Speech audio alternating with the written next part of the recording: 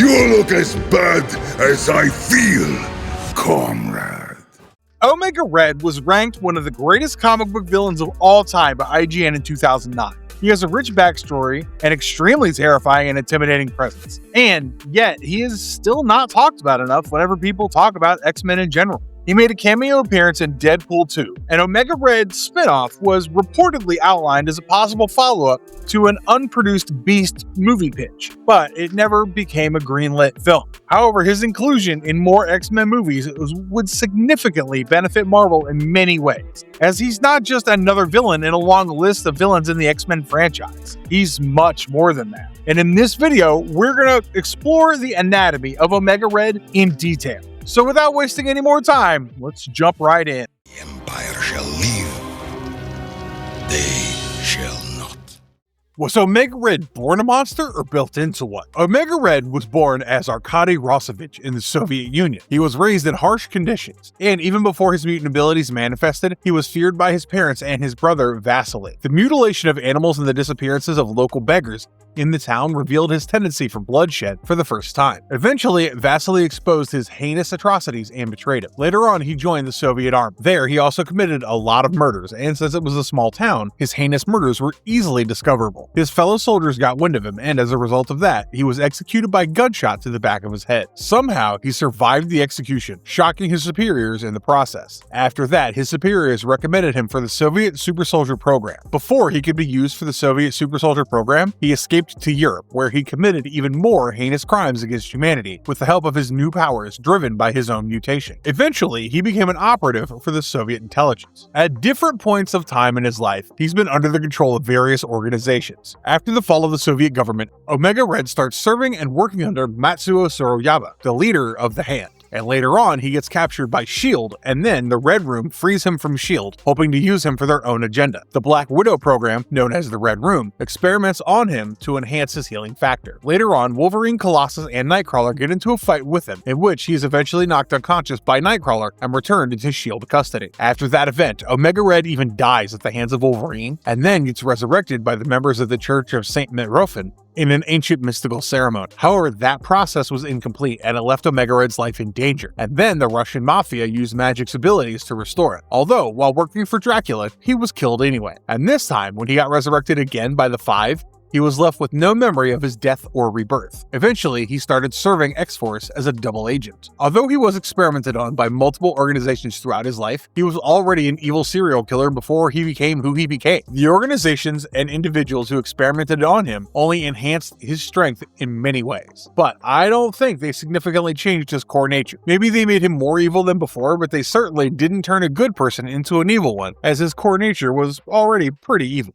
What makes Omega Red's body so terrifying at first glance? Omega Red's appearance is not deceptive at all. His appearance is as menacing as his strength. He stands at 6 feet and 11 inches tall, weighing around 425 pounds with piercing red eyes, and his face often has an extremely angry, hateful, or ferocious appearance. He wears a suit of red retro Russian armor, which has at times resisted attacks from Wolverine's adamantium claws. One of the most intimidating aspects of his appearance is his Carbonadium implants. And they don't just look intimidating, by the way. If you combine all these various elements of his appearance with this extremely pale and chalky white skin, you get an appearance that's nightmarish beyond belief. Although his strengths are deadly and spine-chilling, his appearance alone is enough to strike fear into the hearts and minds of his opponents.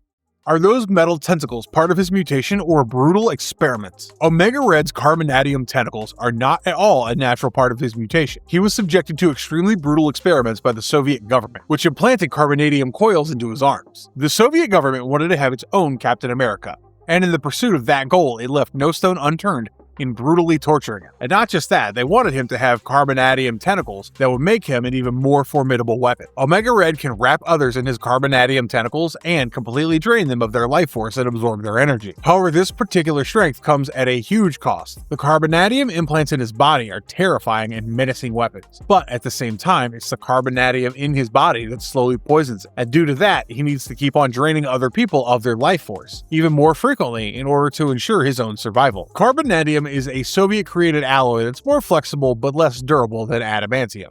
How deadly is Omega Red's breath really supposed to be? The lethal pheromones that are emitted from Omega Red's body are also called death spores, and they're called death spores for a reason. The spores can either lead to weakness or death of anybody in their proximity. Whether they lead to weakness or death depends on a lot of factors. Was the person affected a regular human being without any superpowers, or did that person possess superpowers? How close or how far was the affected person to Omega Red? Regular humans are far more vulnerable to the death spores, while superhumans and mutants with exceptional healing abilities can often resist their effects for much longer. In many classic stories, Omega Red must release his death spores because suppressing his death factor harms his own body. Does Omega Red heal like Wolverine, or does he have to steal life to keep going? In some ways, Omega Red is similar to Wolverine, because just like Wolverine, Omega Red is capable of healing from his wounds way faster than an ordinary human being. But unlike Omega Red, Wolverine doesn't need to drain other people for their life energy to maintain his own regenerative healing abilities. Also, Omega Red's Carbonadium is poisoning him from within, so he also needs to counter its effects by absorbing the energy of other people. These qualities make him extremely predatory, as he has historically relied on feeding on other people's life energy to sustain himself. Omega Red survives at the expense of other people, and that's the most terrifying aspect about it. The Carbonadium synthesizer stabilizes his condition, and he needs it at any cost. However, it was stolen by Wolverine, Sabretooth, and Maverick during their final mission together as Team X. This obviously didn't sit well with Omega Red, as he aggressively pursued them, but another member of Team X, Kestrel, tried to stop him from reaching them. Omega Red wrapped Kestrel with his coils to kill him, but somehow Kestrel managed to teleport his way to safety. It's definitely the main reason why Omega Red is so hellbent on hunting down Wolverine, Sabretooth, and Maverick at every turn. He believes that they might know where the Carbonadium synthesizer is. When Omega Red got revived by Matsuo Surayaba in the hand, he started working under them, and they showed him a picture of Wolverine and told him to go after him. Wolverine was attacked by Matsuo and knocked unconscious. He was then taken to a secret facility in Berlin, where he fought against Omega Red for more than 17 hours. And in that fight, Wolverine eventually fell unconscious due to ferocious attacks by Omega Red. After that, Wolverine was drugged by Dr. Abraham Cornelius. When he woke up, Omega Red started taunting him. Dr. Abraham Cornelius tried to perform memory inversions on Wolverine to obtain from him the information about the location of the Carbonadium synthesizer, which was extremely essential to Omega Red's survival. However, things didn't turn out as planned for them. Maverick, unknown to both of them, was present. He created a distraction by switching off the lights. By the time the lights came back on, Wolverine had escaped after taking out the guards. Later on, with the manipulated Psylocke's help, Matsuo again captured and tortured Wolverine to find out the whereabouts of the Carbonadium synthesizer, but to no avail. Ultimately, Wolverine gave the Carbonadium synthesizer to Maverick. There's a reason why the Carbonadium synthesizer became a source of brutal and deadly conflict, as the Fenris twins wanted to use Omega Red to gain dominance in the upstarts and achieve immortality. How much of Omega Red is armor now, and does his body keep evolving? As mentioned before, Omega Red wears a suit of bright red armor made of a material that has been described in reference material as secondary adamantia. This armor covers most of his body, and it makes him highly resistant to injury. Once, he even survived an energy blast from the mutant chamber. It sent him flying a considerable distance, and he quickly recovered from the attack. Although even without the armor, his body is capable of withstanding a lot of trauma that would easily kill a human otherwise. For example, even without his armor, he can fall from several stories without any major injury. He can repeatedly be struck by superhuman opponents and still not suffer any major injuries. His body evolves and changes in many ways throughout his life. By absorbing the life force of others, he can enhance his healing powers, superhuman agility, stamina, and reflexes. After absorbing the life force of a powerful, unnamed mutant, he was able to lift about 50 tons of weight. Throughout his life, he's died and been resurrected many times, and in many cases, his resurrections also changed his strength levels. For example, after one resurrection, he became capable of healing from even fatal injuries when he was sufficiently charged. And even his armor and tentacles developed the ability to heal, implying that they have become a part of his body. And his death spores became even more potent in some later storylines. Why does Omega Red's look never really change, even when his powers do? Throughout the X-Men franchise, we can see certain superficial differences in his look. In certain looks, we could see changes to his armor from time to time, or we can even see him without armor. For example, when he's working for the General, we can see him wearing a suit. Or in the Age of X-Men reality, we can see him without any armor or clothes on his upper body. But when he first appeared in the 4th issue of the X-Men comic series in 1992, he had an appearance at that time that has largely stayed the same since then. Red and piercing eyes, chalky white and pale skin, an angry and ferocious face, Carbonadium tentacles. Usually, it's under armor and doesn't always look the same across the entire X-Men franchise. And even when his powers undergo certain enhancements after certain resurrections, his appearance doesn't usually change that much. His foundational design was set in stone by the Soviet government during the Cold War era, when the US and the Soviet Union were in an intense geopolitical competition with each other. The Soviet Union wanted to create a super soldier that could rival Captain America. And not just that, they even wanted him to have carbonadium tentacles that would make him an even more formidable weapon. Although their experiments didn't turn out as expected, their results are extremely horrifying. It's important to understand how the Cold War's geopolitical tensions shaped him.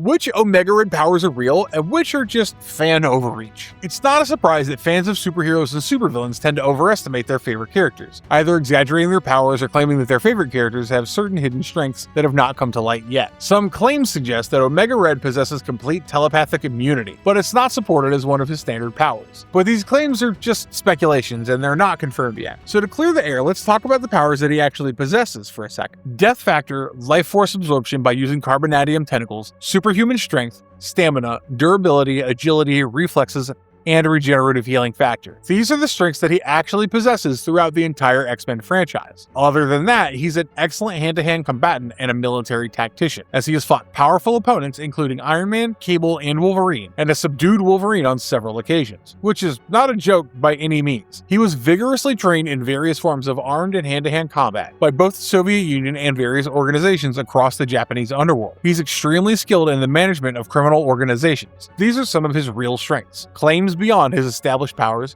should be evaluated on a case-by-case basis rather than treated as standard abilities. Although it's not surprising that comic book fans have speculated about his strengths, which have led to a bit of an overreach. Wolverine versus Omega Red. How does the fan debate hold up? The 17-hour-long fight between Wolverine and Omega Red, portrayed in the 5th issue of X-Men Volume 2, is one of the most epic displays of the advantage Omega Red clearly has over Wolverine. But in the X-Men franchise, that's not a one-off incident. They fought each other in Uncanny X-Men number 499 and Wolverine Origins number 38 and 39 as well. And in both of these fights, Omega Red often gained the upper hand against Wolverine in hand-to-hand combat, unless an intervention by someone else took place or Wolverine had a trick to apply. In the 499th issue of Uncanny X-Men, for example, their fight is interrupted by Piotr, who tries to help Wolverine and beat up Omega Red. But unfortunately, he's no match for Omega Red and he gets beaten up as well. Eventually, Nightcrawler shows up and ends up saving Wolverine from the wrath of Omega Red. I'm not at all trying to imply that Wolverine would be easily beaten up by Omega Red. Wolverine's toughness and resilience should not be underestimated at all. And even in fights that we've talked about, Wolverine does give very tough competition to Omega Red,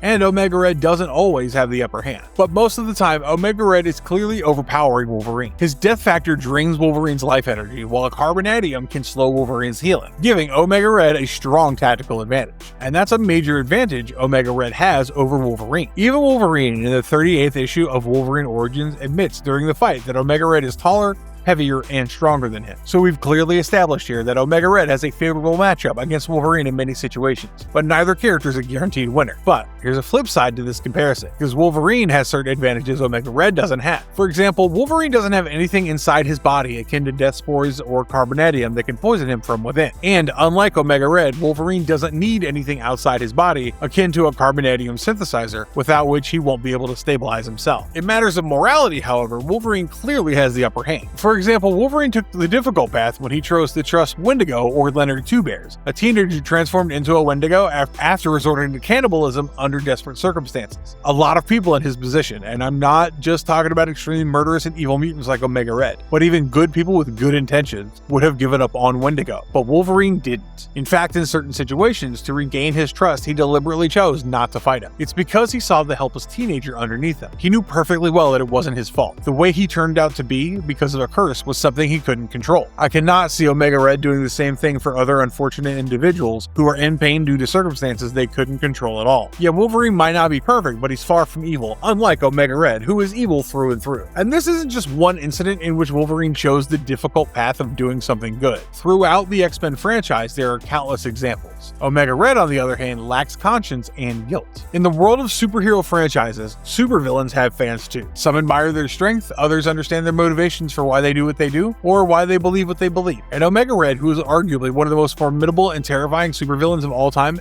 definitely happens to have fans as well. And many of those fans would claim that Omega Red is definitely stronger than Wolverine, especially when it comes to hand-to-hand combat. And they wouldn't be wrong either. Also, depending on the story, writers tend to tip the scales in favor of one character or the other anyway, to increase the stakes or make things more interesting for the readers. Omega Red was the Soviet Union's answer to Captain America gone horribly wrong. In many ways, that makes him extremely spine-chilling and nightmarish. Although he made a cameo in Deadpool 2, I genuinely want him to appear in more live-action X-Men movies as an antagonist. And it would be really great if in the future a live-action X-Men movie showed his horrifying look as accurate to the comics as possible. Alright folks, so this is where we'd like to sign off. We hope you enjoyed the video. Please like, share, and subscribe to our channel. We'll be back soon with our next video. Until then, take care, stay tuned.